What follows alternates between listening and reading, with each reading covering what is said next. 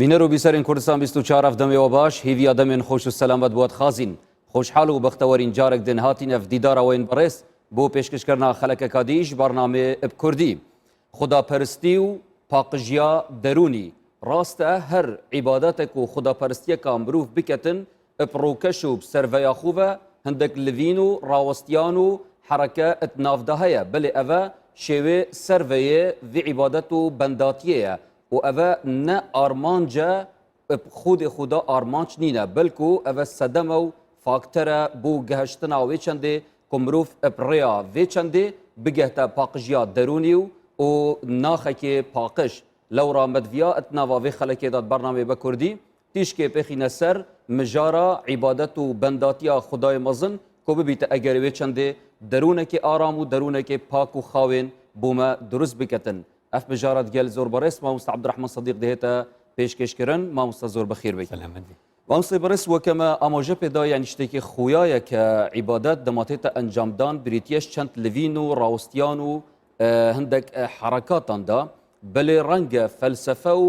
ئانکو بژنێ حیکمەتە وێ چەندێ تنێ ئەف هەندە نەبیت کو ئەداکردناوان چەند حرەکاتە نەبیتن لەو ڕەمەدوێت بزانین ئەرێ چەوە ئەف نوێژە بوو نمونە گەر نوێژێ بکەینە نمونە چەوە دەبیتە ئەگەر و سەدەماوێ چەندێک و دەرونی مرۆڤی خاوێن بکەت و ڕۆحە مرۆڤی پێز بێخیتن بەڵێ بەناوی خۆی بەخشندەی میهرەبان بڕوانە ئێستا تۆ وەکو خۆت ڕەنگە بەم تەمەنە بەڵێ یعنی کە گەنجی یعنی زۆرت لەسەر نوێژ خوێند بێتەوە زۆرت لەسەر بیست بێ خەڵکیش بینەرانیش کە گوێ لە ئێمە دەگرن لەسەر نوێژ زۆریان بیست و زۆریان خوێندوتەوە بەڵێ بەس هەموو جار دەڵێم تێگەشتنی عارفانی کورد ئەوەندە ورد و دەقیقە ینی شتێک دەڵێن کە ڕەنگە کەم کەس بیری لێ کردبێتەوە یا بیری لێ نەکردبێتەوە بڕوانە مەلای جەزیری بە ڕەحمەت بێ مەلای جەزیری بە ڕەحمەت بێ ینی بە جۆرێک باسی نوێژمان بۆکە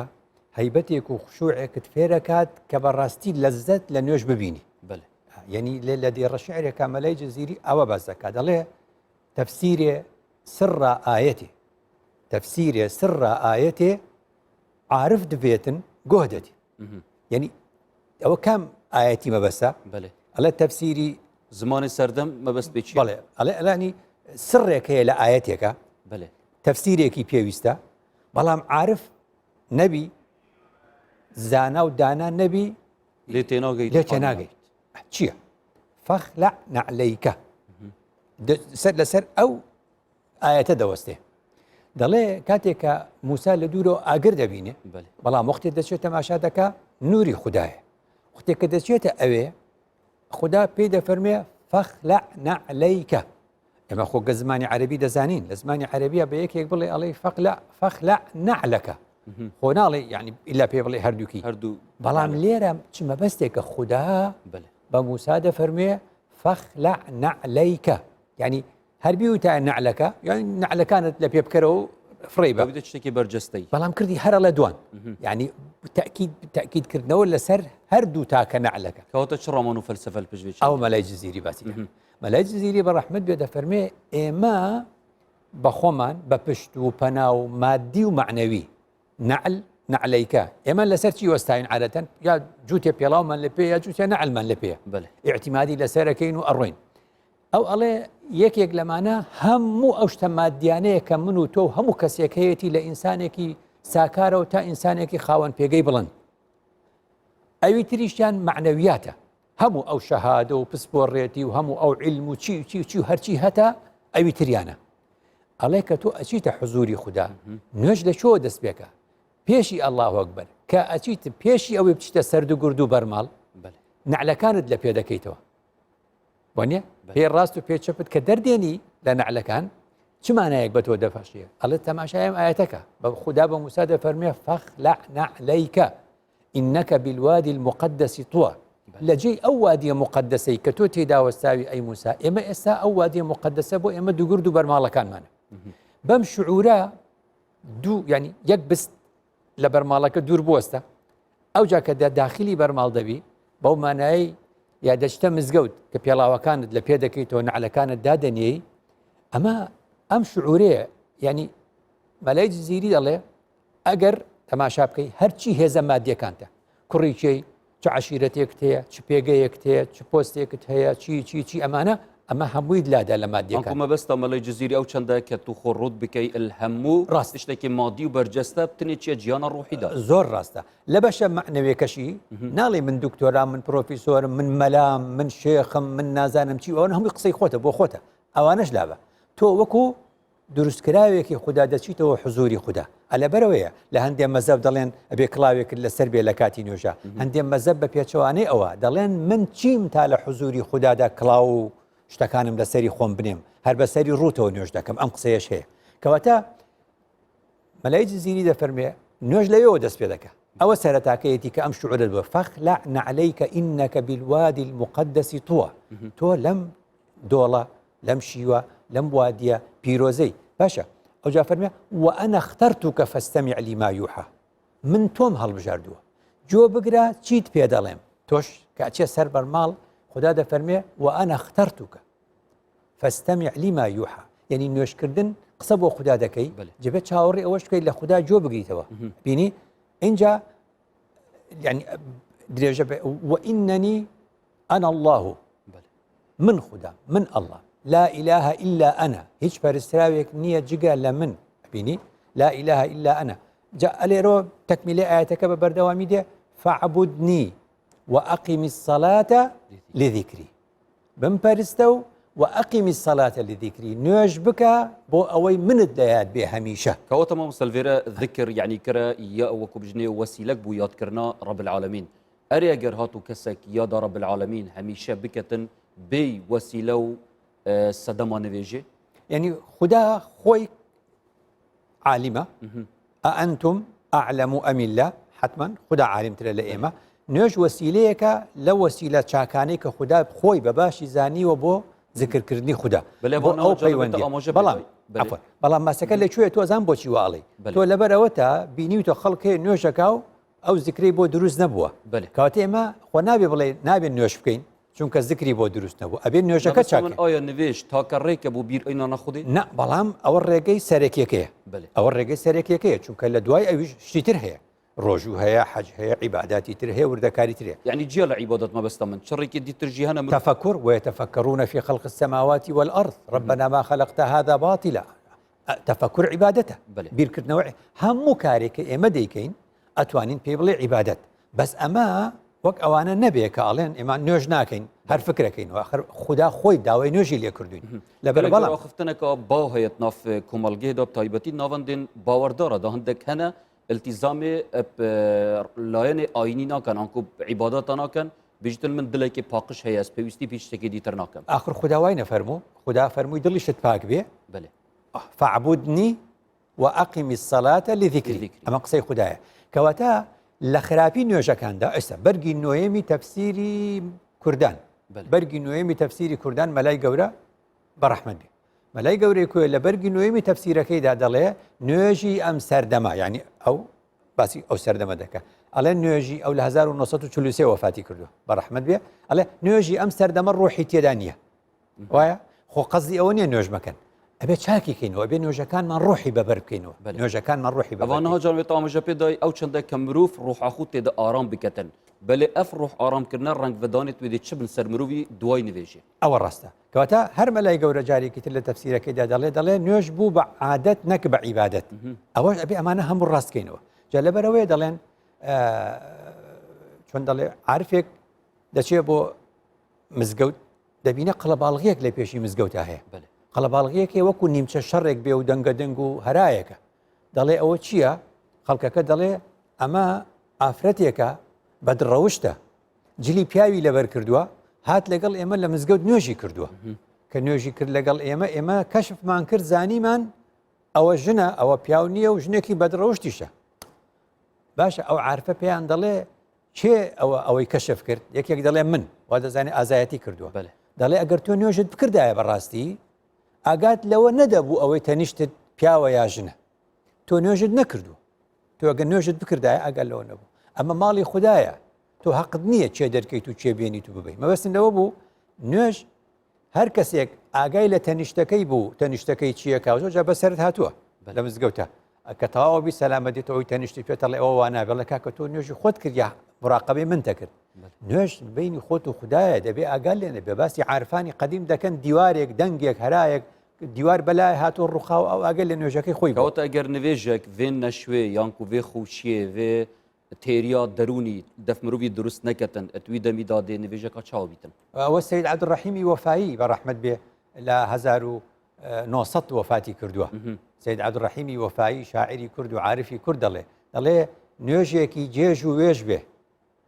جێژ و وێژ خاوەنەکەی ئاگای لێ نیە نوێژێکی جێژ و وێژ بێ بۆ ڕیا دوور و درێژ بێ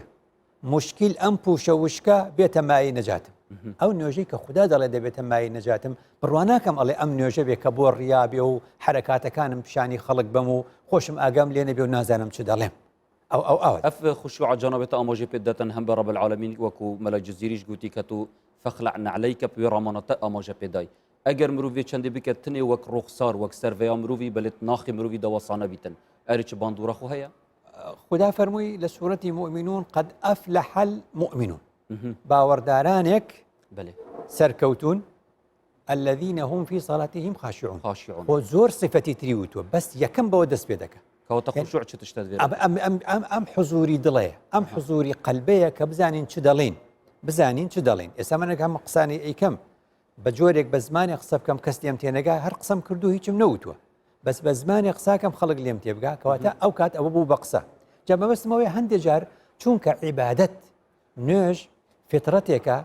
مناڵیش فێترەتی پاکە منداڵ دەڵێن دایکێک نوێژ دەکە دایکێک نوێژ دەکە کوڕ و کچێکی بچووکی هەیە کوڕەکەی هەر بەردەوام دەڵێ دایە دایە دایە دایە کچە بچووکەکەی دەڵێ بەس بڵێ دایە دەڵێ بۆ دەڵێ دایکم لەگەڵ خوددا قساکە قسەکانی پێمە بڕە ینی منداڵی ساوە بە تەبیعەتی خۆی کە نوێژ دەبینێ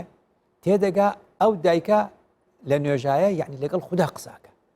قسەکانی پێمە بڕە ئەمە من شتێکی ساکارە کە پێمان دەڵێ ئیسلام دینی فترەتە لەگەڵ ناخی مرۆڤ و ینی منداڵێکی ساوە لی تێدەگا بەس بەداخەوە کاتێک کە ئینسانەکان گەورە دەبن ئەمەیان لەبیر دەچێتەوە بۆیە مەحوی لوتکە مەحوی بە ڕەحمەت بێ دەڵێ دەمی پڕ لە ئیاکە و لە ئیاک ئەڵێ تۆ دەمت پڕە ڕۆژی حەفدە جار بەلای کەمەوە هەرەڵێ ئیاکە و ئیاک یعنی چی دەمی پڕ لە ئیاکە و لە ئیاک یعنی هەموو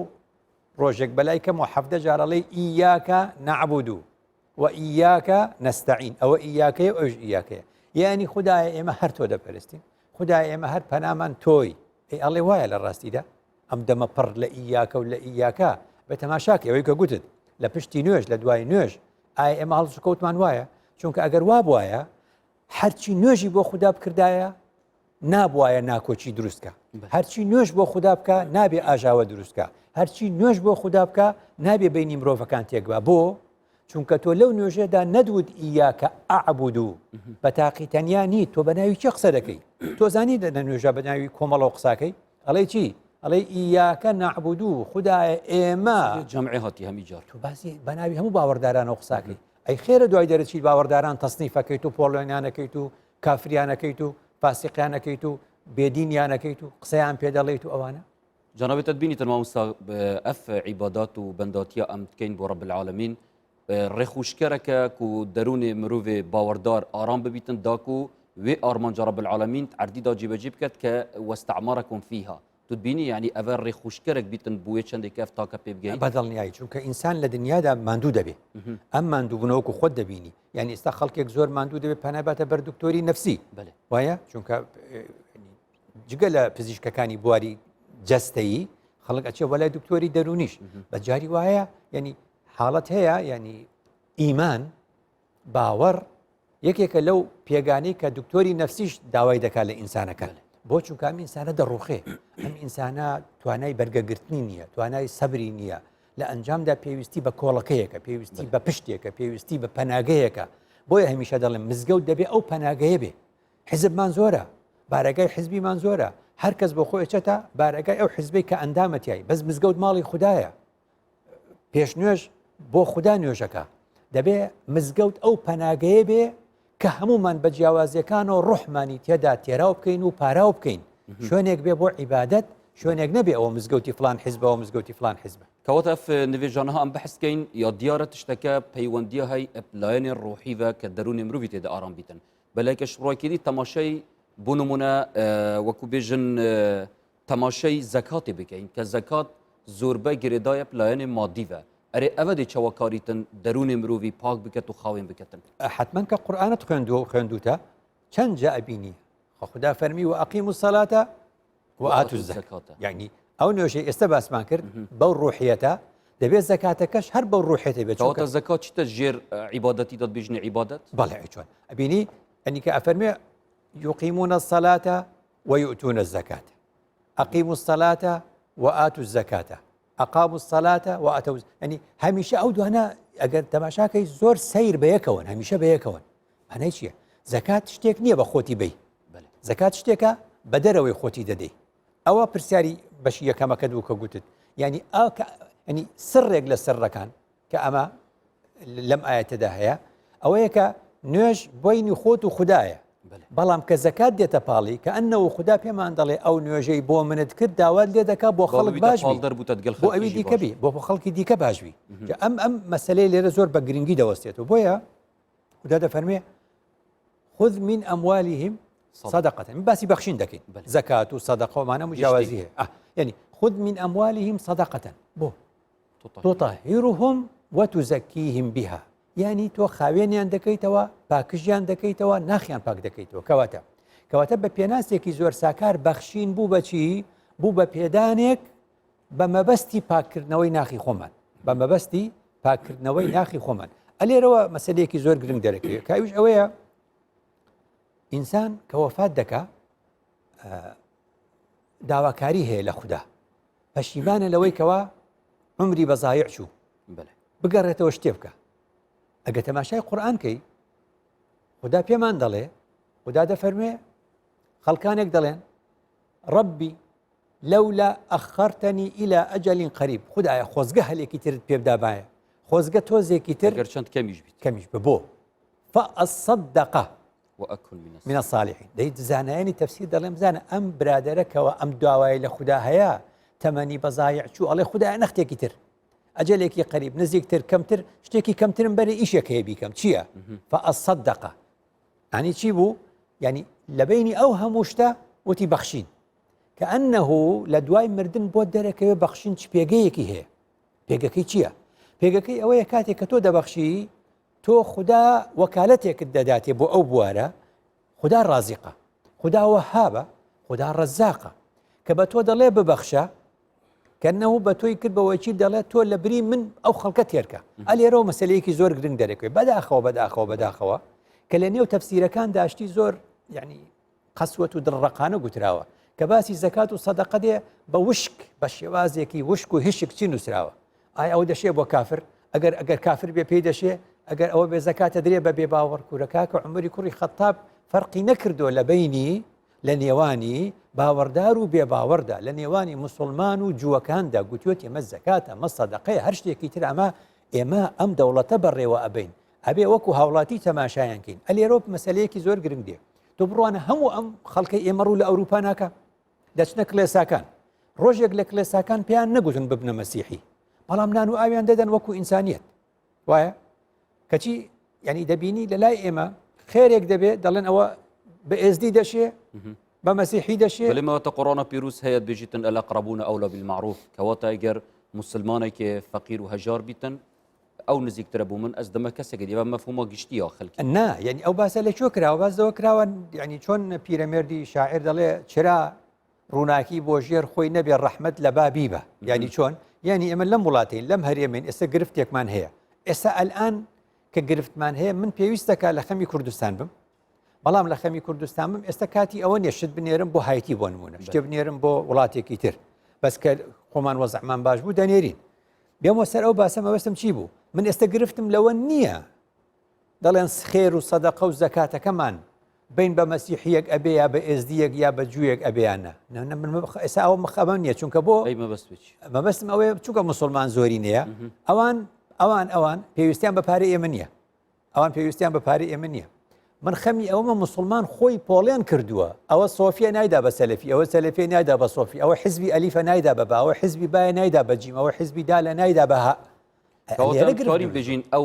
ئەو مەبەستە ڕەب العالەمین قورئانە پیرروسدا بەحسا کرنا خێری و سەدەقەی کردە مە مسلمانە تشتەکەش بیر کردە ئەم وێ ناکەینەوە خودت کەتن بەڵێ یعنی ئەمە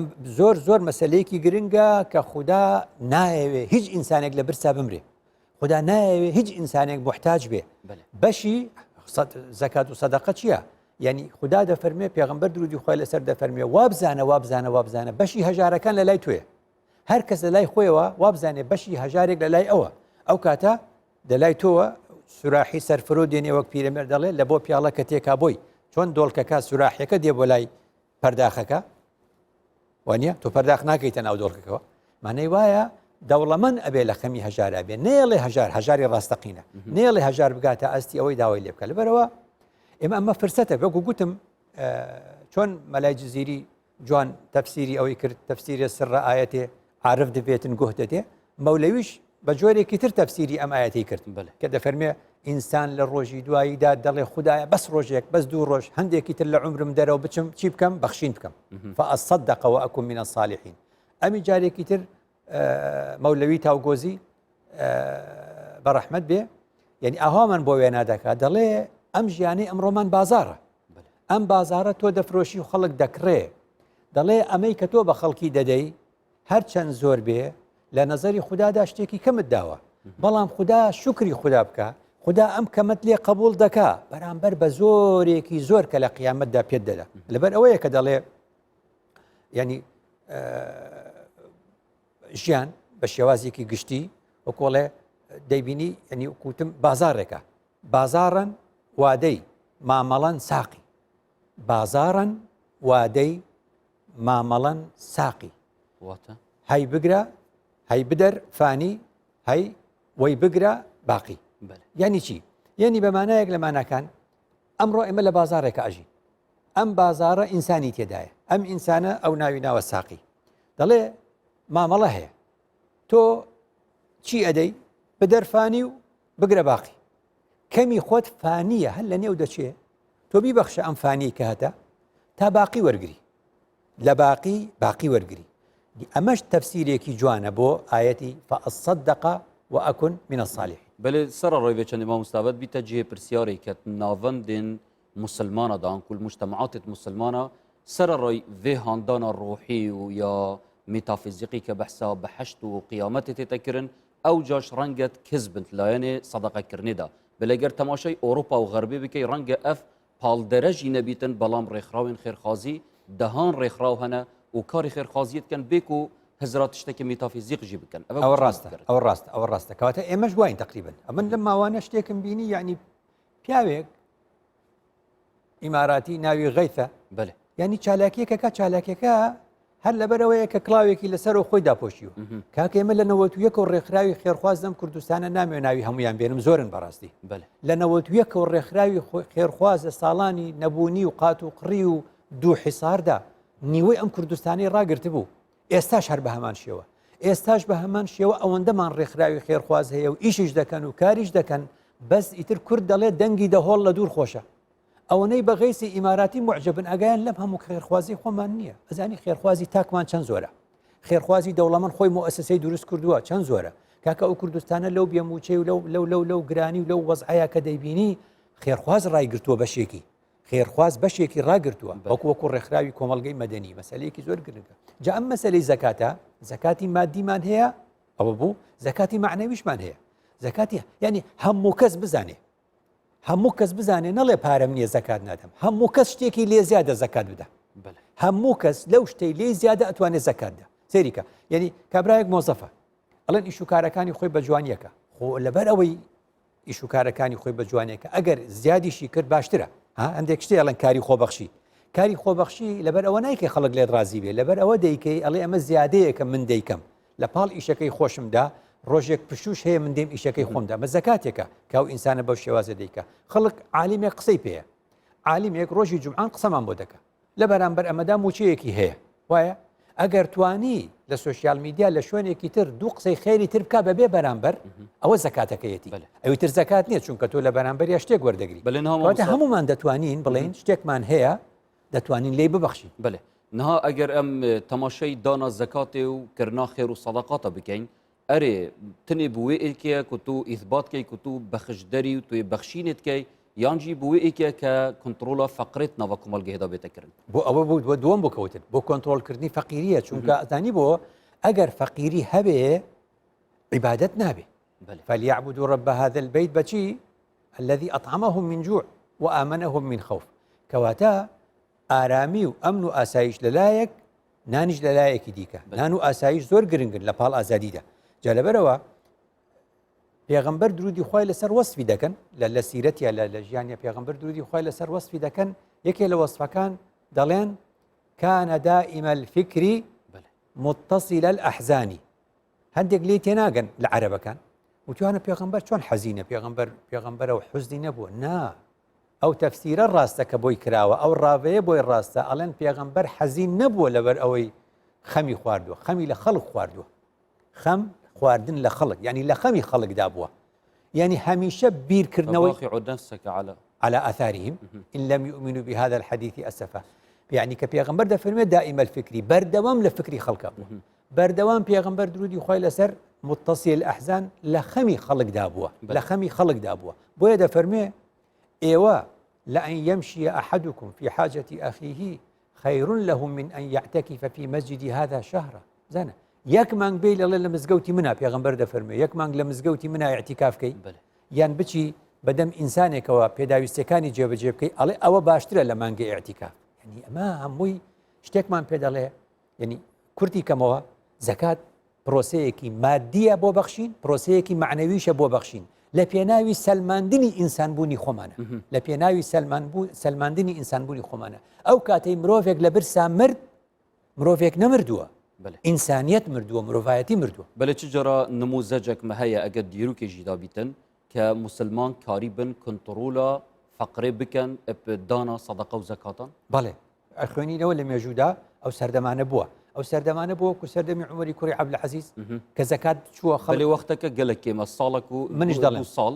سوودەکەی چییە 1400 ساڵ ناکەت ڕاستە سوودەکەی چییە دەڵێن هەر شتێک لە مودەیەکی کەمیشدا بوو پێی گەیشتین لە زانستی دەروون ناسییا وا دەڵێن شتێکێ دەڵێن مستحیلە کەوتیان مستحیل يعني محاڵە يعني هەوڵێ بوو نەدە بۆ مەدە بەس مادام ساڵێک و 2 ساڵ و 18 مانگی سەردەمی عومەری عەبدولعەزیز ڕووی دابێ خەڵک پێویستی بە زەکات نەبوو بێ ڕووی دابێ خەڵک بڵێ کاکە نازانم زەکاتەکەم بەچێ بدەم ممکینە ئەگەر ئینسانی پاک و دەست پاک و دەم پاک و داوێن پاک هەبێ دەگەینە ئەو ڕۆژە کەواتە ئەف زەکات و دانا سەدەقە نها ئەم چاوێت خود بینین ناوە مجتەمەعی کوردیدا گەر بەحەز بکەین ئەرێ یا تەندروستە دەما پچر کێم دەنە هەژارێکێ و ڕەنگە بارەپتری شەرمزاریت ناودەها بیتن بۆ هەژارێکی بۆ تومانە ئەوە ینی چۆن ئەڵێ گرنگە کە بڵین ینی یەکەم ئەوە ئامانجەکەیە ئەوە بەخشینەکەیە شکۆی کەس نەشکێنی شکۆی ئینسانەکان نەشکێنی هەستیان و شعوریان نەڕوشێنی برینداری نەکەی بەوەی لە بەرچاوی خەڵکان بیان دەیتی و بەوەی کەوا وێنەیان بخەیتە سەر تەلەڤیزیۆن ئەوان هەمووی بەسەلەیەکن وەکو بڵێ زانراون لەم سەردەمە لەگەڵ ئەوەشدا زۆر گرنگە کە ئێمە بتوانین بەخشینەکانمان لە ئاستێکدا بێ فەقیرێک لە فەقیری دەرکەین وایە گوتمان کابرایەک دەفتەرێکی هەیە ئەگەر توانی کەسێ بکا بە خاوەن ئۆتۆمبیلێک خاوەن تەکسیەک خاوەن کارگەیەک خاوەن کارگەنە یعنی دوکانێک باشترە لەوەی دابەشی 100 کەسی بکاویەکی وەرەقەیەکیان باتی و بیخۆن و تەواوێ کەواتە وەکو بژنێ کۆنتڕۆلکردنا فەقرێ دانا چەند پارەیەکی بیتن یانجی هەبوونا پرۆژەیەکی کە چەندین کەساش خۆ بگریت پرۆژە باشترە مؤسسە باشترە زەکاتیش بکرێ بە مؤسسە دەوڵەتیش ئاگای لێبێ چۆن لە کەرتی تایبەت و کەرتی گشتی بەیەکەوە هەوڵی بۆ بن یعنی ئێمە وەکوڵێ سوود لە ئەزمموی وڵاتان وەرگین هەرچی وڵاتی ئەوروپایە برای ئێمن خوشکی ئێمن لە ئینسانیەتدا ئێمە نموزەجێکی ناجح و سەرکەوتو دەرکەوتو ئەبینین لە ئەوروپا کە ئەتوانن کۆنتترۆلی ئەم وەزع بکەن ئێمەی مسلمان برای ئێمن ئەو خەڵکە لە ئینسانیەتدا با سوودی لێ وەرگین ئێمە بۆ زۆر شتی تر هەیە لە ئەوروپاوەری دەگرین کە سوودمان لێ نەبینیوە بە ئەو شتانە وەرگین کە سوودی هەیە کەواتە مامۆستا بەرز ئەف مانگا نەها ئەم تێداجین مانگا ڕۆژبوونیە و کە زۆربەی هەرە زۆری مسلمان و تایبەتی ملەتی کورد زۆربەی هەرە زۆری ڕۆژی بووە ئەرێ ئەف ڕۆژیە چ بوارێک تێدا هەیە بۆ پاککردنا دەرونی و ئارامکردنا ڕوحا مرۆڤی بڕوانە وردەکاری لە تەفسیری قورئاندا پەیڕەوکارانی مەسیح سەلامی خوای لەسەر هەندێکیان داوای چی لێ دەکەن هەل یەستەطیع ڕەبوکە أن ينزل علينا مائدة من السماء أي عيسى ئایا خودای تۆ دەتوانێ خوانێک سفرەیەک مێزێکمان لە ئاسمانەوە بۆ داگرێ بۆ چیتانە نوريد أن نأكل منها إنجا وتطمئن قلوبنا يعني وەکو معجزەیەک بەڵام ئەلێرە مفسرین لەسەر ئەم وردەکاری وەستاون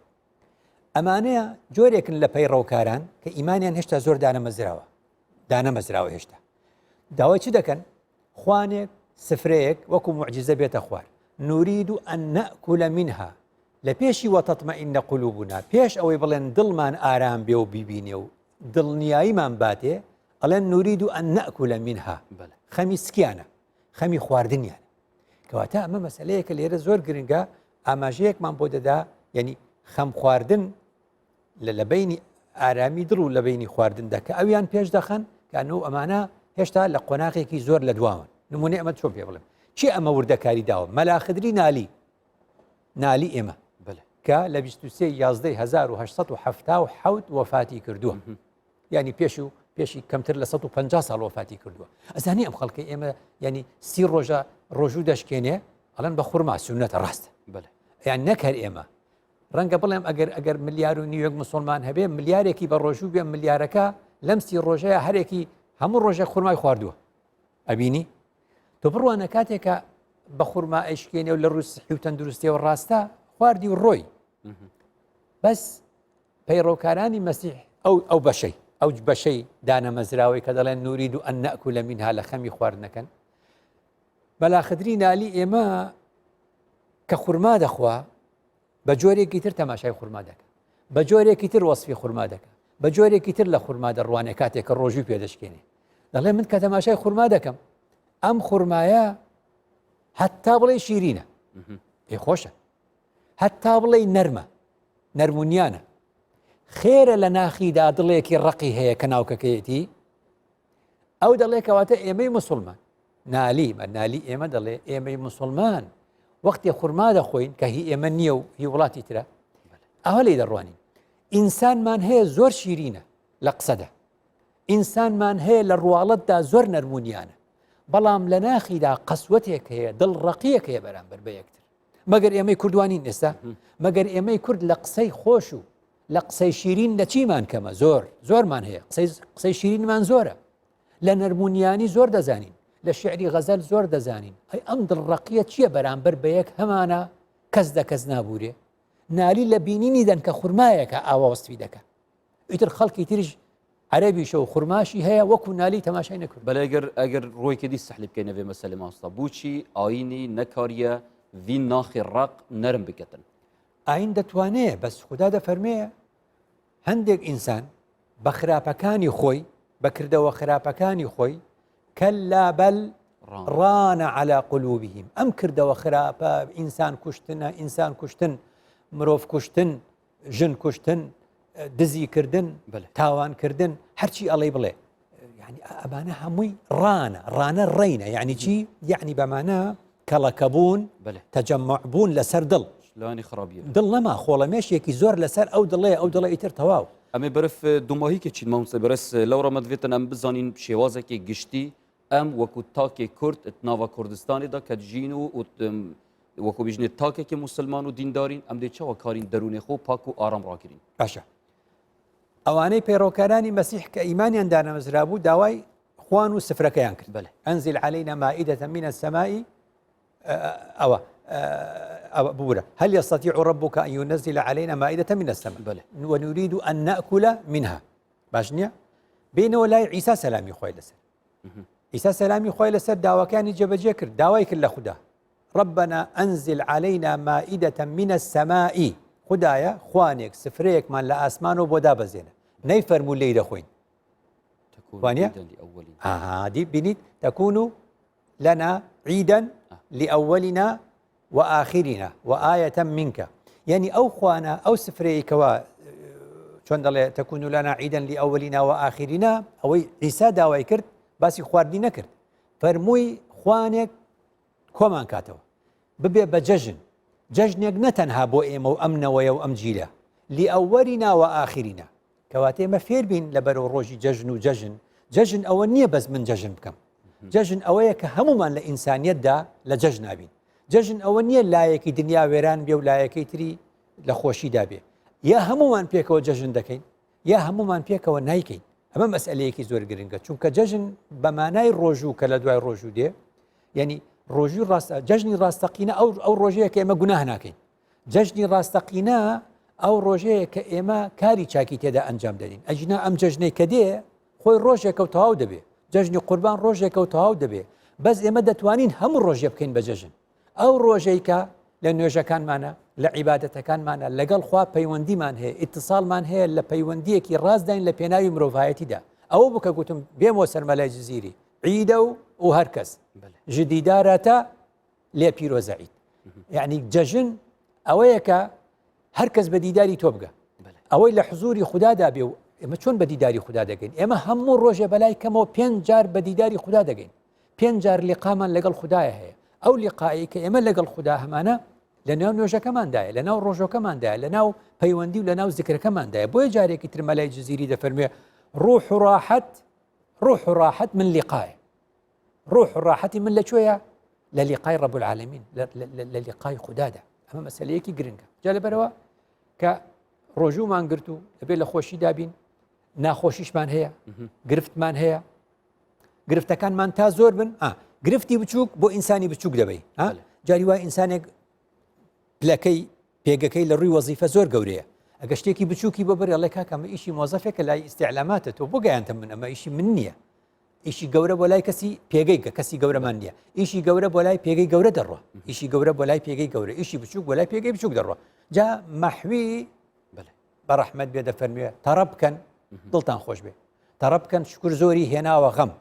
تەوەقع زەوالەن ئیدا قیلە تەم یعنی چی بە کوردی ئێمە یعنی ئەڵێ دڵگران مەبن بەوەی کە ناخۆشیەکان کەڵەکە بوون زۆر بوون ها مادام ناخۆشیەکان زۆر بوون و گەورە بوون و لە دەستی ئێمە دەرچوو بە ئێمە چارەسەر نابێ ئەوە خوددا تەدەخول دەکات ئەوە گرفتەکان کەی گەورە بوون خوددا یارمەتیمان دەدات چارەسەری ئەکەن تەوەقع زەوالەن ئیدا قیلە تەم هەر شتێک گەشتە کۆتاییەکەی ئیتر دائەبەزێتەوە کۆتایی ئەف ئارامیا ڕوحێتە ئاماژە پێدای و پاکیا دەرونێ مرۆڤی کە پڕێیا عیبادەتە مرۆڤ بگەیتە ڤی ئەنجامەی ئەرێ ئەvە دێ پڕێیا هەزرکردنا سزای هێتا جێبەجێکردن و مرۆڤ هەزر بکەتن خودی تعالی دێ مرۆڤی سزادات ئەگە ئەف چەندە نەکرد یان جی پڕێیا پاداشت و مەزناهی و ڤیانە خودێ هەردوو ڕێگاکە هەیە هەردوو ڕێگاکە هەیە هەر مرۆڤێک بە پێی خۆی ئەمە ئەومان لێ زەندجار لێ تێکەچێ ئەڵێن هەندێکەیە دەڵێن من خوددا دەپەرستم لە خۆشەویستیدا هەندێکیش دەڵێن من خوددا دەپەرستم لە ترسدا ئەم توانی بێژین ئەوە هەر ئێک ئاستەکە یاڕی هوشیاریە ڕاستە بۆیە خوددا هەردووکی لە قورئاندا باس کردووە هەر کەسێکەیە بە جۆرێکە جا زانایان بەڵێ زانایان چ دەڵێن ئەو کەسێک کە ئەگاتە ئاستی بڵند لە دینداری و لە عیبادەتە چ دەڵێ ئەگەر خوددا بپەرستم لە خۆشویستنی خوددا پێم خۆشترە لەوەی کە خوددا بپەرستم لەوەی لێ بترسم ئەمە ئاستێکە پێی دەگەی جا لەبەرەوە مەحوی جارێکی تر دەفەرمێ بگرە دامەنی تەوحیدی قل هو الله ئەحەد بگرە دامەنی تەوحیدی قل هو الله ئەحەد یعنی چی یعنی ئێمە خەمەکانمان کە زۆرە بێ پەرش و بڵاوە بینەوە خۆشمان خەمەکانمان زۆر دەبێ خۆشمان پەرش و بڵاو دەبینەوە پێویستمان بەوەیە کۆبینەوە وحدانیەتی خوددا تەوحیدی خوددا ئەوە کە خوددایەکە و کورد لەمەیە زۆر تاکید دەکاتەوە هەر خوددایەکە ئەمە چییە؟ ئەمە پێمان دەڵێ ڕوو لە یەک ڕووگە دەکەین ڕوو لە یەک خوددا دەکەین خەمەکانمان فۆکەس دەکەین هەمووی کۆ دەکەینەوە ئاراستەی یەک خودای دەکەین تاوەکو بۆمان چارەسەر بەێ کەواتە مامۆستای بەڕێز ئەم نوکە وەختێ بێژین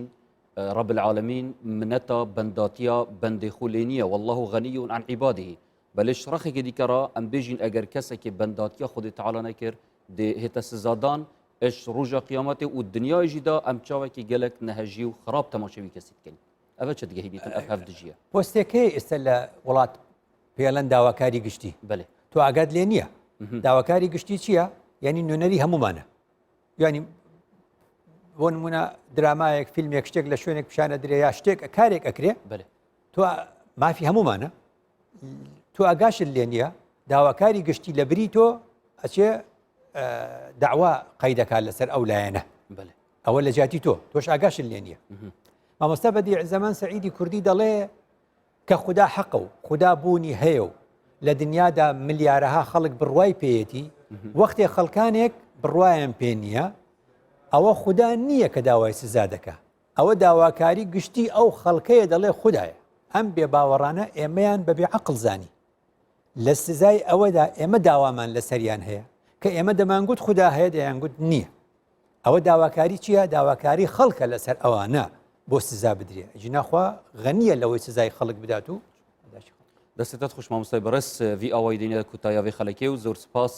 بۆ هەوێن بەڕێژی کە هین بەشدار بوون دیگەلمەدات بینەریەدا هیڤیامە ئەوە مەشیابیتن خزمەتەکە بچیک پێشکەشی هەوێن بەڕێز بکەین سەبارەت ڕوحانیەت و ئارامیە دەرونی وەرگرتنا کردنا ڤی عیبادەتێمە ئاماژە پێدای زۆر سپاس بۆ هەفکارن بەڕێژی کە لە ژوورە کۆنتڕۆلی ماندوو بوون دیگەلمە ببینم خێر و شات حتا خەلەکەکە دی خدای مەزن مە هەمیان بپارێزیت و ڕۆژی و نوێژن مە هەمیان قبول بکەیت.